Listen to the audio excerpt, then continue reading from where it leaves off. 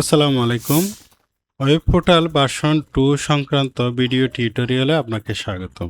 আজকের ভিডিওতে আমি আপনাদেরকে দেখাবো কিভাবে ওয়েব পোর্টাল ভার্সন 2 তে 2026 সালে কর্মকর্তার প্রোফাইল সৃষ্টি করতে হয়।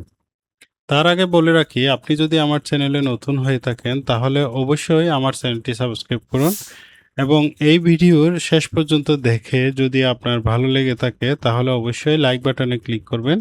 যদি পছন্দ না হয় তাহলে অবশ্যই কমেন্ট করে পছন্দ না হওয়ার কারণ জানাতে পারেন এবং ডিসলাইক বাটনে ক্লিক করতে পারেন।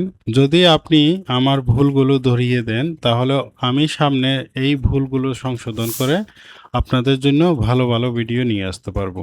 এই ভিডিওটি দেখে যদি আপনার মনে হয় আপনার বন্ধুদের উপকার হবে তাহলে অবশ্যই তাদের কাছে এই ভিডিওটি শেয়ার করবেন।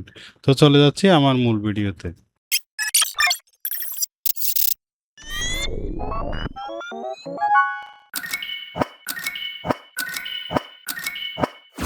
ওয়েব পোর্টালে লগ ইন করার পর এই ড্যাশবোর্ডের মধ্যে কন্টেন্ট একটা অপশন আছে, উপরে দেখতে পাচ্ছেন। এই যে কন্টেন্টের মধ্যে ক্লিক করতে হবে। এখানে ক্লিক করার পর প্রথম রোতে দেখতে পাচ্ছেন যে অফিসার্স একটা অপশন আছে, এই অফিসার্স এখানে ক্লিক করতে হবে। এখানে ক্লিক করার পর ডান পাশে এখানে অফিসার্স প্লাস আইকন সম্বলিত অফিসার্স একটা লিখে আছে, এখানে ক্লিক করতে হবে। এখানে ক্লিক করলে এই অপশনগুলো পাবেন। এখান থেকে টাইটেল লিখতে হবে, কর্মকর্তার নাম লিখতে হবে বাংলায়। ধরুন আমি নাম লিখলাম মোহাম্মদ নূর হোসেন। নূর হোসেন লিখলাম। এরপরে এখানে টাইটেল এই মাঝখানে যে ইউআরএল প্রিফিক্স এইটাতে কিছু আপনার করা লাগবে না, এটা আপনার কোনো কাজ নেই। এরপরে টাইটেল ইংলিশে লিখবেন। ইংলিশে লেখার জন্য কিবোর্ডটা ইংলিশ করে দিলাম, লিখলাম নাম। এরপরে ডেজিগনেশনটা লিখতে হবে বাংলায়, লিখলাম উপজেলা সমবায় অফিসার। লেখার পর ডেজিগনেশন আবার ইংলিশে লিখতে হবে, এখানে লিখলাম। লিখে অর্গানাইজেশন নেমটা আমি এখান থেকে কপি করে দিতে পারি। দিলাম কপি করে অফিস। এরপরে ইংলিশে অর্গানাইজেশন নেমটা এখান থেকে আমি কপি করে অফিসারটাকে দিয়ে অফিস রাখলাম। এর ফলে এক্সটার্নাল ওয়েব লিঙ্ক, যদি আপনার কোনো লিঙ্ক বাহির থেকে নিয়ে আসতে হয় এই ওয়েব পোর্টালের বাহির থেকে, তাহলে সেখান থেকে অ্যাড্রেস বারে ক্লিক করলে এটা সিলেক্ট হয়ে যাবে। তারপর কন্ট্রোল সি দিয়ে এখানে পেস্ট করে দেবেন। মানে এইটা না যে কোনো এক্সটার্নাল লিঙ্ক এভাবে কপি করে আপনি এখানে পেস্ট করে দিতে পারেন। দেওয়ার পরে ডেজিগনেশনটা দিতে হবে। এরপরে আইডি নম্বর যদি থাকে, বিসিএস বেস নম্বর যদি থাকে সেগুলো এখানে দিতে পারেন। ইমেল অ্যাড্রেসটা দিতে হবে।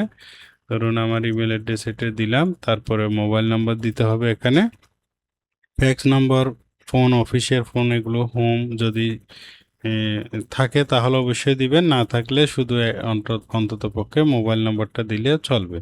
এরপরে আপনার ভিজিটররা আসলে অফিসারের সাথে দেখা করতে চাইলে কত নম্বর রুমে দেখা করবে, রুম নম্বর বাংলায় লিখতে হবে, ইংরেজিতে লিখতে হবে। এরপরে ডিস্ট্রিক্ট, নিজের জেলার নামটা এখানে লিখতে হবে, বাংলায় লিখলাম। লিখে এরপর এখান থেকে ফটো সিলেক্ট করতে হবে। ফটো সিলেক্ট করার ক্ষেত্রে, আপলোড করার ক্ষেত্রে সীমাবদ্ধতা হচ্ছে এটা অবশ্যই 5 MB হতে হবে। 5 MBর বেশি হওয়া যাবে না। এখানে আইকনের উপর ক্লিক করলে আপনার ছবি যেখানে রেখেছেন সেখান থেকে ছবি সিলেক্ট করে দিলে ওই ছবিটা এখানে চলে আসবে। আমি এটা সিলেক্ট করলাম কথার কথা দিয়ে। এরপরে জয়েনিং ডেট, আমি কোন তারিখে এখানে জয়েন করেছি সেটা এখানে দিতে হবে। আমি চাইলে হাতে লিখে দিতে পারি, অথবা এখান থেকে ক্যালেন্ডার আইকনে ক্লিক করলে ক্যালেন্ডার থেকে ডেট সিলেক্ট করে দিয়ে এখানে সময়টা উল্লেখ করে দিতে হবে। পূর্বাহ্নে জয়েন করে থাকে সাধারণত সবাই, সেজন্য 9টা দিয়ে 00 দিয়ে সিলেক্ট করে দিয়ে ওকে করে দিলে দেখেন এখানে 15/8/26 9টা AM লেখা আছে। এটা হচ্ছে লাস্ট ওয়ার্কিং ডেট, এটা শেষ কর্মদিবস। এটা যেহেতু জয়েন করেছে, যদি কর্মরত অবস্থায় থেকে থাকে তাহলে সেটা এখানে শেষ কর্মদিবস তো যাওয়া যাবে না, সেজন্য এটা এভাবে থাকবে। আর শর্ট অর্ডার, অনেক ক্ষেত্রে একাধিক কর্মকর্তা যখন থাকে একটা অফিসে তখন সিনিয়রদের উপরে জুনিয়ররা চলে যায়। যখন লিস্ট শো করে একসাথে তখন জুনিয়ররা সিনিয়রদের উপরে চলে যায় অনেক সময়। এটা হয় এই যে শর্ট অর্ডারটা সিলেক্ট করে না দেওয়ার কারণে। তো যিনি সবার চেয়ে সিনিয়র তাকে 1 নম্বর দিতে হবে, আর যিনি তারপরে এইভাবে ধারাবাহিকভাবে 1 2 3 4 করে দিলে তালিকায় ওভাবে শো করবে। এরপরে সিভি যদি আপলোড করতে চায় কেউ এখান থেকে সিভি আপলোড করে দিয়ে দেওয়া যাবে। আর সিভি আপলোড করার সাইজ হচ্ছে 20 এমবি। আর এটা যদি ইমেজ হয়, যদি ছবি আকারে দেয় তাহলে 5 এমবি, আর যদি ফাইল হিসেবে দেয় পিডিএফ ফাইল হিসেবে দেয় তাহলে 20 এমবি। এরপর এখানে পাবলিশ এটা অন থাকবে, এরপরে ক্রিয়েট অ্যান্ড ক্লোজ করে এখান থেকে বের হয়ে যেতে হবে। তাহলে ওই যে কর্মকর্তার তালিকার মধ্যে সেটা দেখাবে। এখন প্রশ্ন হলো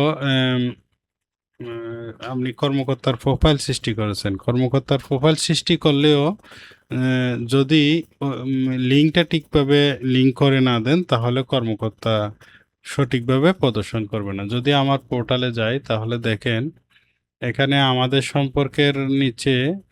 সম্পর্কের এখানে কর্মকর্তা বিন্দু আছে। এই যে এই মেনুর সাথে আমাদের অফিসের কর্মকর্তাদের লিঙ্ক করে দেওয়া আছে বিধায় এখানে কর্মকর্তাদেরকে দেখাচ্ছে। তারপরে এখানে যদি আরো জায়গায় যাই, এই যে এখানে সেবা বক্সের মধ্যে যদি কর্মকর্তার এখানে ক্লিক করি তাহলে দেখাচ্ছে। সেটা কিভাবে আমি এখন এডিট করব এবং ঠিক করে দিব।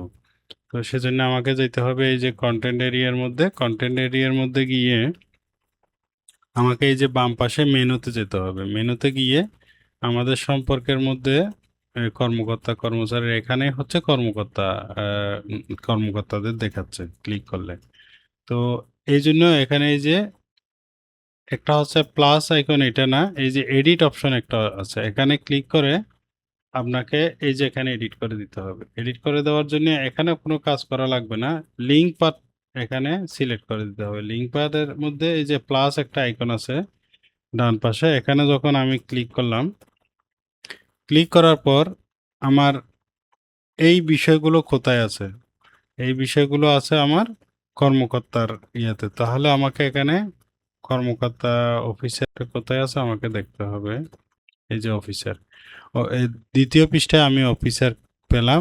আমি এখান থেকে যদি ক্লিক করি তাহলে কাকে দেখাবো সেটা এখান থেকে একজনকে সিলেক্ট করে দিতে পারবো। তো আমি যদি এই যে সিলেক্ট দ্য ফুল লিস্ট, আমি যখন সিলেক্ট ফুল লিস্ট করব তখন এই অফিসার এই কর্মকর্তা বৃন্দের বেলা সব অফিসার দেখাবে। আর যদি ওই একজনকে সিলেক্ট করি, যেমন এখানে আমি আবার যাই, তৃতীয় পৃষ্ঠায় যাই, এই যে অফিসারের এখানে যদি আমি এই যে 3টে ডট দেখা যাচ্ছে, এই 3 ডটের উপর ক্লিক করব, সব অফিসারকে দেখাবে। এখান থেকে যদি একজনকে সিলেক্ট করে দিই তাহলে একজনকে দেখাবে। আর যদি select the full list select করি তাহলে সবাইকে দেখাবে। এরপরে এখান থেকে এসে এখানে সেভ করে দিলে সেভ হয়ে যাবে। যেহেতু আমাদের এখানে কর্মকর্তাটা সেভ করা আছে সেজন্য আমি আর এটা এডিট করছি না। ক্যান্সেল দিয়ে বের হয়ে গেলাম। এটা হলো মেনুতে। এরপরে ইয়াতে কিভাবে দেখাবো, সেবা বক্সে কিভাবে দেখাবো। আর এখানে বাংলা ইংলিশ এগুলো যেহেতু দেখতে পাচ্ছেন যে বাংলা আছে, বাংলা দেখতে পাচ্ছি। এখন আমি যখন উপরে আইকনে ইংলিশ করে দিব ইংলিশে দেখাবে। তো সেবা বক্স, এই যে সেবা বক্স, তো সেবা বক্সে যখন আমি ক্লিক করলাম, সেবা বক্সের কোন সেবা বক্সে এই যে কর্মকর্তার তালিকাটা আছে সেটা আপনাকে দেখতে হবে। দেখেন এখানে এসে কোন সেবা বক্সে, সেবা সমূহের মধ্যে না, আমাদের বিষয়ে কর্মকর্তা। সেজন্য এখানে এসে আমাদের বিষয়ের এখানে দেখেন, আমাদের বিষয়ের এখানে এসে এই যে এডিট ডান পাশে মাঝখানে পেন্সিলের মতো একটা দেখা যাচ্ছে, এখানে আমি এডিট অপশনে ক্লিক করলাম। এডিট অপশনে ক্লিক করার পর এই যে এখানে হচ্ছে কর্মকর্তাবৃন্দ। এখান থেকে এই যে লিঙ্ক একটা অপশন আছে, এই লিঙ্কের ডান পাশে প্লাস আইকন আছে, এখানে যখন আমি ক্লিক করলাম এখান থেকে ক্লিক করে ওই যে দ্বিতীয় পৃষ্ঠায় গিয়ে কর্মকর্তাবৃন্দ, এই যে সম্পূর্ণ তালিকা নির্বাচন করে দিলাম। নির্বাচন করে দিয়ে নিচে এসে সংরক্ষণ করুন এবং বন্ধ করুন, অর্থাৎ সেভ অ্যান্ড ক্লোজে ক্লিক করলে এটা সেভ হয়ে যাবে। এরপরে যখনই এখানে সেবা বক্সের কর্মকর্তা তালিকায় কেউ ক্লিক করবে তখন ওই অফিসের সমস্ত কর্মকর্তাকে দেখাবে। আর মেনুতে যদি এই যে কর্মকর্তার এখানে ক্লিক করে সমস্ত কর্মকর্তাকে এখানে দেখাবে।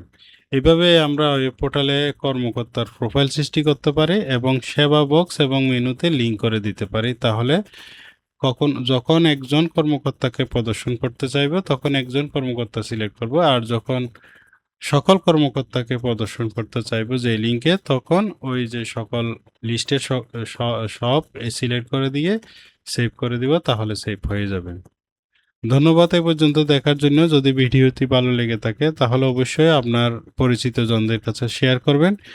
আর এখনও যদি আমার চ্যানেলটিকে সাবস্ক্রাইব করে না থেকে থাকেন তাহলে অবশ্যই আমার চ্যানেলটিকে সাবস্ক্রাইব করবেন। দেখা হবে পরবর্তী ভিডিওতে, সে পর্যন্ত ভালো থাকুন। আসসালামু আলাইকুম।